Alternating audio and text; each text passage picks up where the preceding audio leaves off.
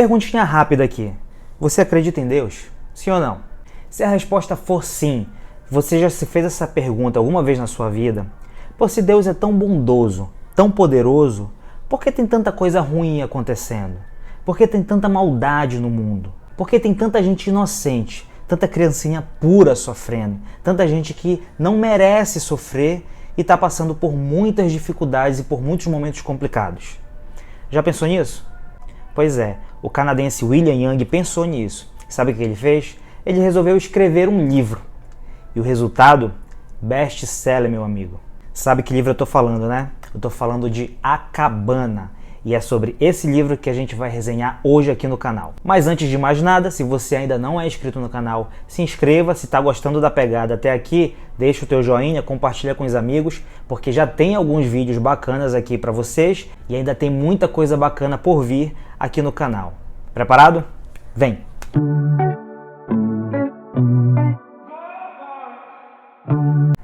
Fala galera, meu nome é Marco Azevedo, idealizador do Leitor Indica, e hoje a gente vai falar sobre um livro muito bacana e muito especial para mim, A Cabana. Esse livro foi lançado nos Estados Unidos em 2007. Em 2008 chegou aqui no Brasil através da editora Sextante. Em 2017 foi adaptado para o cinema, ficou uma obra muito bacana no cinema também, eu assisti, sugiro que vocês vejam. Mas o nosso comentário aqui é sobre o livro, então vamos lá. Primeiro comentando a respeito da origem desse livro, e começa com um fato muito curioso. Esse livro ele não foi pensado para ser comercializado.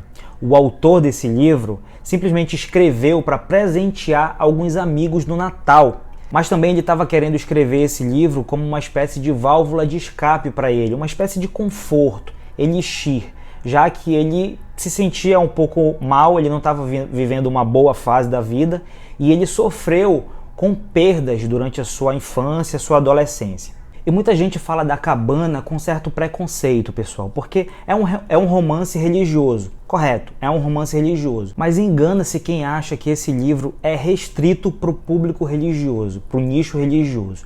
Não, eu, por exemplo, não sou religioso, li a obra e me amarrei. Essa obra me conquistou, foi de muito aprendizado para mim, mas isso eu vou deixar para depois. Vamos continuar falando do livro. Esse romance vai tratar da relação de Deus com o homem. O homem representado pelo Mackenzie, pelo Mac.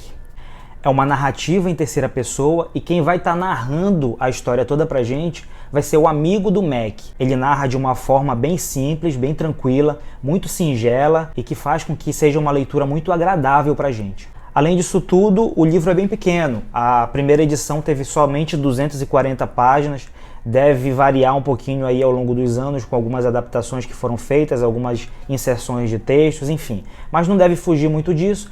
É uma leitura bem tranquila, como eu já falei, pequeno, e independente se você for religioso ou não, você vai curtir a leitura é bem tranquila mesmo.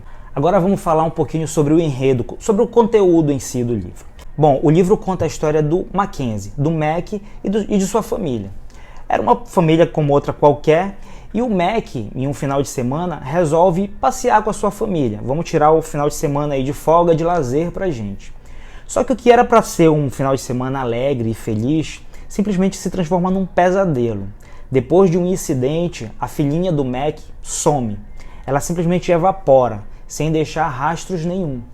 E aí todo mundo começou a procurar a menina e tal, e um tempinho depois eles encontraram uma cabana.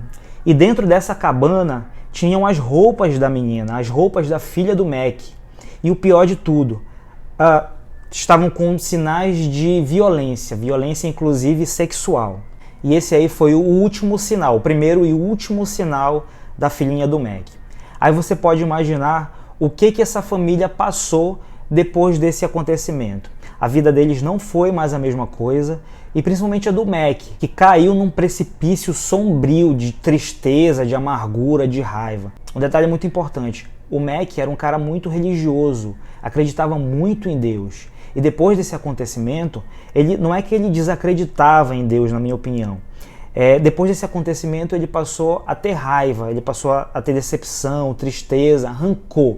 Ele passou a culpar Deus por tudo aquilo que tinha acontecido na família dele e o que tinha acontecido com a filhinha dele, tão pura, tão ingênua, tão livre de pecados. Por que ela? Ele não conseguia entender e por conta disso ele culpava a Deus. Então anos se passaram. Anos de amargura, de tristeza, de raiva, enfim, anos muito difíceis para essa família e para o Mac. E aí começa a parte religiosa, a parte fictícia, a parte da metáfora do livro. O Mac passa a receber alguns bilhetes. E esses bilhetes estavam convidando o Mac a ir até a cabana, a bendita ou maldita cabana, para que as coisas se esclarecessem de uma vez por todas. O Mac estava sozinho em casa, resolveu ir. Simplesmente quem estava esperando o Mac nessa cabana era Deus. Deus tinha chamado o Mac para um encontro com ele. E nesse período que o Mac ficou na cabana, que não fica muito bem claro o quão longo foi esse período, Deus estava querendo claramente recuperar a alma do Mac e justificar tudo aquilo que tinha acontecido. E ali ele teve 2 trabalhos muito complicados. O primeiro era resolver a situação todinha com relação à filha do Mac, para que ele entendesse o que realmente tinha acontecido e por quê, qual seria o sentido daquilo e qual seria o sentido do Mac continuar vivendo, porque para o Mac a vida não tinha mais sentido. Aquele acontecimento foi muito impactante. Imagina, pessoal, perder uma filhinha de 6 anos da forma como ele perdeu. Deve ter sido muito chocante para ele. E a outra missão de Deus para com o Mac era exatamente tentar solucionar os fantasmas do passado do Mac, porque o Mac não tinha uma relação muito boa com seu pai. Ele tinha uma relação muito mal resolvida. Era uma coisa que ele tinha meio que empurrado para baixo do tapete da sua vida. Então imagina a missão de Deus aí, hein?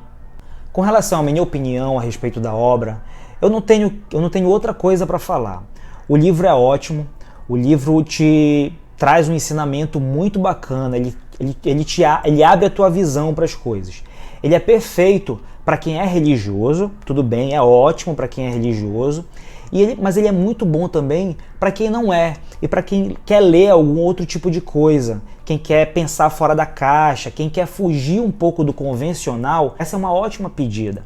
Eu também não sou religioso, eu devorei esse livro, aprendi muita coisa, adquiri muito conhecimento, refleti muito na minha vida. Esse livro é muito bom, tanto que depois virou um filme. Quer dizer, não é todo livro bom que vira filme, mas ele virou um filme depois. Ele tem os seus méritos, o filme também é muito bacana, me emocionei muito, tanto com o livro quanto com o filme, os dois são bons, indico mesmo. E mais uma vez, se você ainda não é inscrito no canal, te inscreve aí, porque já tem algumas coisas bacanas no canal e eu tenho umas ideias muito bacanas e tem muita resenha boa por vir aí, tá ok? Um beijão, galera!